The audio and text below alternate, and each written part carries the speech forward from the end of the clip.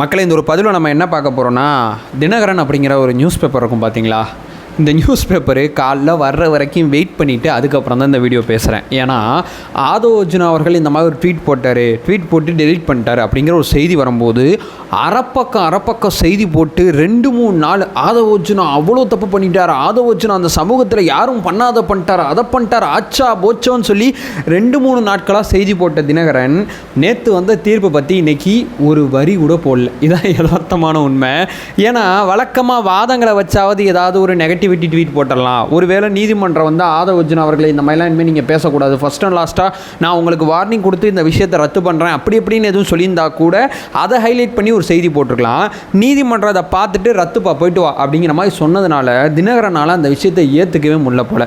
அவங்களால இந்த செய்தியை நம்ம புறக்கணிச்சிட்டு கடந்து போயிட்டுருக்காங்க. அந்த அளவு மன உளைச்சலில் இருக்காங்க அப்படிங்கிறதான் இந்த வீடியோவில் சொல்ல வரேன். இந்த வீடியோவில் நம்ம என்ன பேச போகிறோன்னா, ஆதவ் அர்ஜுனா அவர்கள் போட்ட ட்வீட்டு, அந்த ட்வீட்டுக்கு அப்புறம் அவர் டெலிட் பண்ணது, அதுக்கப்புறம் நீதிமன்றத்தில் நடந்த வாத பிரதிவாதங்கள், எப்படி இந்த வழக்கு ரத்து செய்யப்பட்டது, இதை பற்றி தெளிவானமாக அந்த ஒரு பதிவில் பார்க்கலாம்.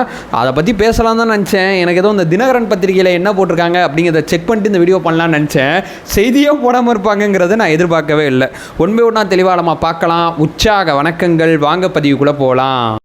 இப்போ முதல் விஷயம் மக்களே, இந்த கரூர் இன்சிடென்ட் நடக்கும்போது நம்ம எல்லாருமே ரொம்ப மன உளைச்சல் இருக்கும்போது ஒரு பக்கம் நம்ம கட்சிக்காரங்க வேட்டையாடப்பட்டுக்கிட்டே இருந்தாங்க. நாமக்கலோட மாவட்ட செயலாளர் ஒரு பக்கம், கரூரோட மாவட்ட செயலாளர், கரூரில் இருக்கக்கூடிய வேறு சில நிர்வாகிகள்னு சொல்லி நம்ம கட்சிக்காரங்க தேடி வேட்டையாடப்பட்டாங்க. ஆன்லைனில் பேசுகிறவங்க, எழுதுகிறவங்க உட்பட எல்லாரையுமே வளைச்சு கைது பண்ணாங்க. இன்றைக்கி கரண்ட் டேட்டில் பார்த்தீங்கன்னா ஆதவ் அர்ஜுனா அவர்கள் மேலே போடப்பட்ட அந்த வழக்கு உட்பட எந்த வழக்குலையும் நம்ம கட்சிக்காரன் யாருமே உள்ளே இல்லை. அவ்வளோ தூரம் நம்மளுடைய அட்வொகேட் டீம் எல்லாருமே வெளியே எடுத்துட்டாங்க. அது ஆன்லைனில் இருந்தாலும் சரி, ஆஃப்லைனில் இருந்தாலும் சரி, எல்லாருமே இன்றைக்கி வெளியே இருக்காங்க அப்படிங்கிற ஒரு விஷயத்த சொல்லிடுறேன். இன்னொன்று ஒரு விஷயத்தை நான் சேர்த்து இங்கே வந்து கிளாரிஃபை பண்ணணும்னு நினைக்கிறேன். ஒரு செய்தி ஒன்று போயிட்டுருக்கு. இந்த மாதிரி வந்து நம்ம கட்சிக்காரங்க வந்து 40 பேர் வந்து வேறு சில புனை வழக்கில் வந்து ஜெயிலில் இருக்காங்க அப்படின்னு சொல்லி ஒரு சில யூடியூபர்ஸ் வந்து பேசிக்கிட்டு இருக்காங்க. அந்த செய்தி பற்றி நம்ம தலைமையிலேருந்து தெளிவான விளக்கம் கொடுத்துட்டாங்க. அப்படிலாம் யாரும் அங்கே இல்லை, நாங்கள் செக் பண்ணிட்டோம். அந்த செய்தி வந்தோன்னே தப்புன்னு நாங்கள் சொல்லலை. இந்த செய்தி வந்த பிறகு நாங்கள் ஜெயிலில் போய் பார்த்தோம், ஏதாவது பொய் வழக்கு போட்டு நம்ம கட்சிக்காரங்க யாராவது உள்ளே வச்சுருக்காங்களான்னு சொல்லி பார்த்தோம். அப்படிலாம் யாரும் இல்லை அப்படிங்கிற ஒரு தகவல் வந்து சொல்லிட்டாங்க. யார் இந்த செய்தியை சொல்கிறா அப்படிங்கிறத நான் சொல்ல தேவையில்லை. ஏன்னா மறுபடியும் அந்த செய்தி வந்து சர்க்குலேட் ஆகிட்டே இருக்கும். இந்த செய்தியை நீங்கள் எங்கேயாவது பார்த்தீங்கன்னா நம்ம கட்சிக்காரங்க யாரும் இல்லை அப்படிங்கிற புரிதலில் வந்துருங்க. இது நம்பர் 1 பாயிண்ட். நம்பர் 2, சரிப்பா இவர் ட்வீட் போட்டதில் எனக்கு சின்ன மாற்று கருத்து இருக்குது. என்னதான் இருந்தாலும் ஸ்ரீரங்கா, வங்கதேசம் அந்த மாதிரிலாம் பேர்லாம் எழுதி போட்டுருக்கூடாதுல்ல அப்படிங்கிற மாதிரி கேட்டிங்கன்னா, ஆமாம் அதனால தான் அந்த ட்வீட்டை அவரே டெலீட் பண்ணியிருக்காரு. அவர் போட்ட ட்வீட்டு கரெக்டுன்னு சொல்லி அவரே நினச்சிருந்தாருன்னா அந்த ட்வீட்டு இப்போ வரைக்கும் அது வந்து அவரோட ஐடியிலே இருக்கும். நம்ம வேற ஒரு அர்த்தத்தில் ட்வீட் போட்டோம், ஆனால் இது வேற ஒரு அர்த்தத்தில் புரிந்து கொள்ளப்படுது. இந்த ட்வீட் இங்கே இருந்தால் நல்லா இருக்காது, நமக்கும் பிரச்சனை, நமக்கு தலைவருக்கும் பிரச்சனை, கட்சிக்கும் பிரச்சனைங்கிறதுனால தான் அவர் அதை டெலீட் பண்ணிட்டார். டெலீட் பண்ண ஒரு ட்வீட்டை எடுத்து வந்து என்னன்னா, நீ வந்து எப்படி நீ புரட்சி உருவாகும்னு சொல்லி ட்வீட் போட்ட. ஆமாப்பா இது வேற பொருள் இருக்குன்னு தான் நானே டெலீட் பண்ணிட்டேன். நீ டெலீட் பண்ணாலும் உன் மேலே வழக்கு பதிவு செய்வேன். ட்வீட் போட்ட 18 மணி நேரத்தில் வழக்கு பதிவு செய்யப்படுது. உடனடியாக நீதிமன்றத்தில் அந்த வழக்கு வேகமான விசாரணை கொண்டு வரப்படுது. அதே நேரத்தில் அந்த வழக்கில் மிக முக்கியமாக 7 வருஷ சிறை தண்டனை அப்படிங்கிற சில பிரிவுகள்லாம் சேர்க்கப்படுது. ஒரு ட்வீட் போட்டிருக்காரு, அந்த ட்வீட்டில் பல மாற்று கருத்து வருது, வேற ஒரு டைமென்ஷன் புரிஞ்சுக்கிறாங்க. அது அவருக்கு புரிஞ்சதுனால அதே ட்வீட்டை அவரே டெலீட் பண்ணிட்டார். கிட்டத்தட்ட 33 நிமிஷம் மட்டும்தான் அந்த ட்வீட் அதில் இருந்துச்சு. அதுக்கப்புறம் அந்த ட்வீட்டை டெலீட் பண்ணிட்டாரு. டெலீட் பண்ண ஒரு ட்வீட்டுக்கு 7 வருஷம் சிறை தண்டனை வந்து இவர் கிடைக்கணும் அப்படிங்கிற மாதிரி சில பிரிவுகளை போட்டு வழக்கு பதிவு செஞ்சால் பார்த்துட்டு சும்மா இருப்பாளா ஆதவ் அர்ஜுனா அவர்கள்? ஆதவ் அர்ஜுனா அவர்களை இவங்களால் சமாளிக்க முடியலங்க. அதான் யதார்த்தமான உண்மை. அவரை வந்து பேசினா வந்து அவரை இதை சொல்கிறது, நடந்தால் வந்து அதை சொல்கிறது, இந்த மாதிரி சில குற்றச்சாட்டுகள் வச்சுக்கிட்டு இருந்தாங்க. இந்த ட்வீட்டை வச்சு இவரை முடக்கிடலான்னு நினச்சாங்க. அதே நேரத்தில் நீதிமன்றம் போய் தினகரனில் செய்தி வராத அளவு இந்த பிரச்சனையை முடிச்சுட்டு வந்திருக்கார் அப்படிங்கிறதான் யதார்த்தமான உண்மை.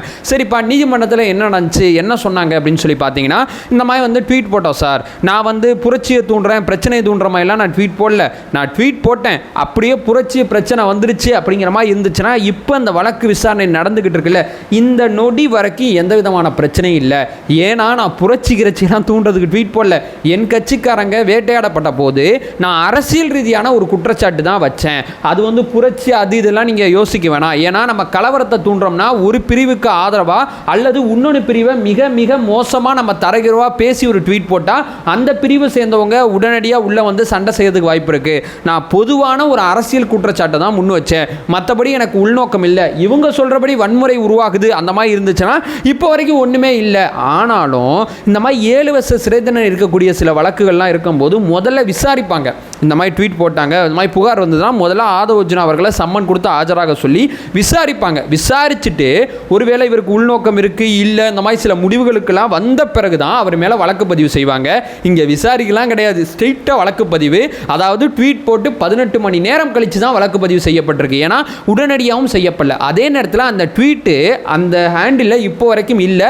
அந்த ட்வீட்டு 33 நிமிஷத்திலே டெலீட் செய்யப்பட்டிருக்கு. டெலீட் செய்யப்பட்ட ஒரு ட்வீட்டை இவ்வளவு பெரிய ஒரு குற்றச்சம்பவமாக பார்த்து 7 வருஷ சிறை தண்டனை கிடைக்கிற அளவு ஒரு பெரிய பிரச்சனையெல்லாம் தமிழ்நாட்டில் எதுவும் நடக்கலை. இது அரசியல் காரணங்களுக்காக, அரசியல் பழிவாங்கலுக்காக இந்த வழக்கு போடப்பட்டிருக்கு அப்படிங்கிறது தான் நம்ம தரப்பில் நீதிமன்றத்தில் வைக்கப்பட்ட வாதம். அபிஷேக் மனு சிங்வி அவர்கள் தான் ஆதவ் அர்ஜுனா அவர்கள் சம்பந்தப்பட்ட வழக்கில் இந்த நீதிமன்றத்தில் ஆஜராகி மிக தீர்க்கமான வாதங்களை முன் வச்சாங்க. ஆப்போசிட்டில் என்ன சொன்னாங்கன்னா, சார் 33 நிமிஷத்தில் அந்த ட்வீட்டை அவங்க டெலீட் பண்ணாலும் 1 லட்சம் பேர் அந்த ட்வீட்டை பார்த்துருக்காங்க சார், ஏதாவது ஒன்று கிடக்க ஒன்று ஆகி போச்சுன்னா என்ன சார் செய்கிறது அப்படிங்கிற ஒரு வாதத்தை முன் வச்சாங்க. யார்? இளங்கோ அவர்கள், மிக முக்கியமான வழக்கறிஞர். அவரும் சாதாரண ஆள் கிடையாது, அவர் இங்கே ஆஜர்படுத்தியிருக்காங்க. ஸோ இது வந்து டெலீட் செய்யப்பட்டாலும் இவ்வளோ பேரை போய் சேர்ந்துருக்கு, ஒருவேளை கலவரம் ஆயிருந்தா, ஒருவேளை பிரச்சனை ஆயிருந்தா அப்படிங்கிற ஒரு வாதத்தை முன் வச்சாங்க. ஏன்னா நீதிபதி எல்லாத்தையும் பார்த்துட்டு ஒருவேளை தானப்பா, ஒருவேளை ஆகிறதுக்கு அதில் வேற ஒரு விஷயமும் கிடையாது, அவர் பொதுவான ஒரு கருத்தியல் அடிப்படையில் தான் அவருடைய ட்வீட் அவர் போட்டிருக்காரு, ஒருவேளை அது வேற மாதிரி போயிடக்கூடாதுனால தான் அவரே டெலீட் பண்ணிட்டாரு, அதனால அவர் மேலே இருக்கக்கூடிய இந்த வழக்கை ரத்து பண்ணிடலாம் அப்படிங்கிற ஒரு முடிவுக்கு வந்துட்டாங்க. சரி, ஓகே.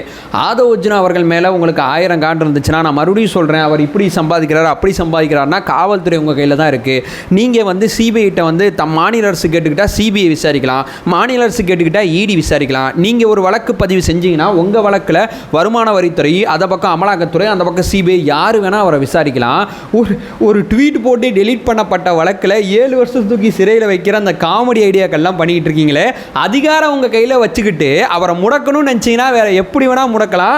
இந்த மாதிரி நான் மீண்டும் மீண்டும் ஏன் இதை ஹைலைட் பண்ணுறேன்னா, தினகரனில் கூட நீங்கள் பண்ண இந்த அஜெண்டா வேலையை செய்தியாக போட முடியலங்க.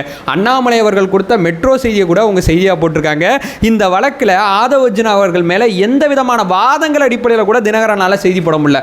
ஆதவ் அர்ஜுனா அவர்கள் இப்படி நடந்துச்சு, இப்படி நடந்ததுனால இப்படி ஒரு அறிவுரை நீதிமன்றம் கொடுத்துச்சுன்னு கூட எந்த விதமான செய்தியும் போட முடியல. இவ்வளவு அசிங்கம் உங்களுக்கு தேவையா? அரசியல் ரீதியாக ஒரு குற்றச்சாட்டு வைக்கும்போது அது டெலீட் செய்யப்பட்டிருக்கு. டெலீட் செய்யலைன்னா நீங்கள் வந்து சண்டை செய்யலாம், ஓரளவு நியாயம் இருக்குது, நான் டிஃபெண்ட் பண்ணலாம், நீங்கள் நமக்குள்ள அரசியல் ரீதியான ஒரு ஆங்கிள் பிரச்சனைகள் போகும். வேற ஒரு டைமென்ஷன் இதில் இருக்குன்னு தெரிஞ்சோன்னே அவர் டெலீட் பண்ணிட்டாரு. டெலீட் பண்ணோன்னே வேற என்னையா இருக்குது? அதுக்கு மேலே ஒரு அரசியல் காழ்ப்புணர்ச்சியோட ஒரு வழக்கை போட்டு நீதிமன்றத்தில் போய் நின்று சண்டை செஞ்சு இளங்கோ அவர்களை ஆஜராகி வச்சு, எப்பா முடியலப்பா எங்களா, எனக்கு என்ன சொல்கிறதுன்னு தெரில. நேற்று ஒரு கட்சி ஆரம்பித்து பெரிய காமெடி பண்ணீங்க, இன்றைக்கி இந்த வழக்கில் ஆடி, இப்போது என்ன உச்சநீதிமன்றம் போக போகிறீங்களா, மேல்முறையீடு எதுவும் பண்ணி போக போகிறீங்களா அப்படிங்கிறது எனக்கு தெரியல. தயவு செய்து போகாதீங்க. உயர்நீதிமன்றம் கூட சும்மா எதுவும் உங்களை எதுவும் சொல்லாமல் இந்த வழக்கை வந்து ரத்து செஞ்சு அனுப்பிச்சி விட்டுருச்சு. உச்சநீதிமன்றம் எப்படி செயல்படும் அப்படிங்கிறது நான் சொல்லி உங்களுக்கு தெரிய வேண்டியதில்லை, நல்லா கேட்டுருவாங்க. இப்போ கூட அந்த கரூர் சம்மந்தப்பட்ட விஷயத்தில் நல்லா கேட்டாங்கல்ல, அந்த மாதிரி கேட்டுருவாங்க. பார்த்து கவனமாக இருந்துங்க அப்படிங்கிற ஒரு விஷயத்தை சொல்லிட்டு இந்த வீடியோ என் பண்ணிக்கிறேன். நம்ம சேனலை ஃபர்தராக ஃபாலோ பண்ணிங்கன்னா பொலிட்டிக்கல் சார்ந்து மிக முக்கியமாக பல்வேறு விதமான விஷயத்தை நம்ம பேசிகிட்டு இருக்கோம். நம்மளோட ஒரே நோக்கம் அறியாமை அகற்ற வேண்டும், அறியாமை அகற்றப்பட வேண்டும். Thank you so much.